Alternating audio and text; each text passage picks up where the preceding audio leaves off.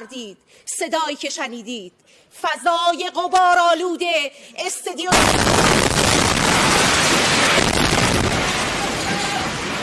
Ni siku ya 5 ya kurushiana makombora kati ya Israeli na Iran tangu Alhamisi iliyopita. Taarifa zinaeleza kwamba kombora moja kubwa la Israeli limeipiga vibaya televisheni ya jimbo la Iran kwa jina Al Jazeera Studio wakati wa matangazo ya moja kwa moja na kusababisha vumbi na uchafu mkubwa kupaa angani muda mchache tu baada ya kombora hilo. Picha ambayo unaiona hapo ni studio ambayo ilikuwa bado haijapigwa, na picha ya pili ndio hiyo ambayo kombora limesambaratishwa muda mchache tu baada ya tangazo la watu kutakiwa kutoka eneo hilo. Taarifa zinaeleza kwamba ripoti wa televisheni ya taifa ya Iran alilazimika kusimamisha matangazo ya moja kwa moja leo hii Jumatatu wakati mlipuko ulipotokea saa moja tu baada ya Israeli kutoa onyo la kuhama eneo la Teherani ambako studio za TV hiyo zinapatikana. Ripoti wa mtandao wa habari wa Jamhuri ya Kiislamu ya Iran amesema studio hiyo ilijaa vumbi baadaye, akisema kwamba Israeli imefanya sauti ya uchokozi dhidi ya nchi, sauti ya uchokozi dhidi ya ukweli na uadilifu. Mtangazaji kwa jina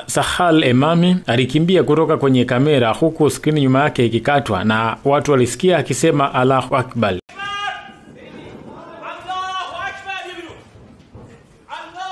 Msemo wa Kiarabu wa Mungu ni mkuu. Shambulizi hilo la Israeli lilipiga kituo hicho cha utangazaji cha taifa la Iran leo hii Jumatatu wakati Irani ikimtaka rais wa Marekani Donald Trump kulazimisha kusitishwa kwa mapigano katika vita vya anga vilivyodumu kwa siku ya 4, huku waziri mkuu wa Israeli akisema nchi yake iko kwenye njia ya ushindi. Vikosi vya Israeli vimeongeza mashambulizi yao dhidi ya miji ya Irani, huku Irani ikithibitisha kuwa na uwezo wa kutoboa ulinzi wa anga wa Israeli kwa moja ya mashambulio ya makombora ya kulipiza kisasi. Waziri wa mambo ya nje wa Irani Abbas Araghchi amesema kwenye mtandao wa X, zamani Twitter, kwamba ikiwa Rais Trump ni wa kweli kwenye kuhusu diplomasia na ana nia ya kusimamisha vita hivi, hatua zinazofuata ni muhimu zaidi. Ameongeza kwamba Israeli lazima ikomeshe uchokozi wake na kutokomeza kabisa uvamizi wa kijeshi dhidi yetu. Majimbo yetu yataendelea. Inachukua simu moja tu kutoka Washington kumziba mdomo mtu kama Netanyahu. Hilo linaweza kufungua njia ya kurejea kwenye diplomasia. Lakini duru za habari zimeiambia jarida la habari la Reuters kuwa Teherani ilizitaka Qatar, Saudi Arabia na Oman kumshinikiza Rais Trump kutumia ushawishi wake kwa Israel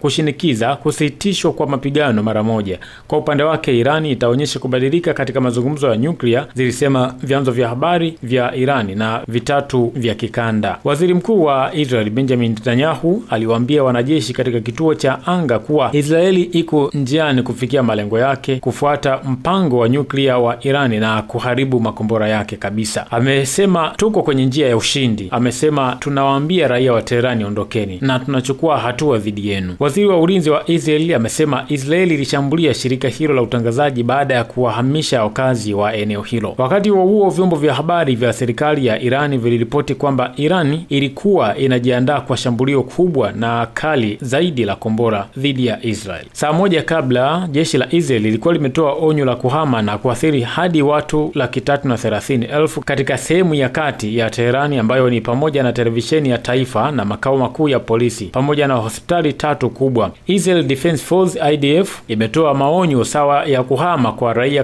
katika sehemu za Gaza na Lebanon kabla ya shambulio lake kubwa zaidi. Onyo hilo lilitolewa katika siku ya 4 ya mzozo huo wakati jeshi la Israel lilipodai kuwa limepata ukuu wa anga juu ya mji mkuu wa Iran Tehran na linaweza kuruka juu ya mji huo bila kukabiliwa na vitisho vikubwa kutoka Iran. Hii ni Msasa Media. Msasa kisasa zaidi.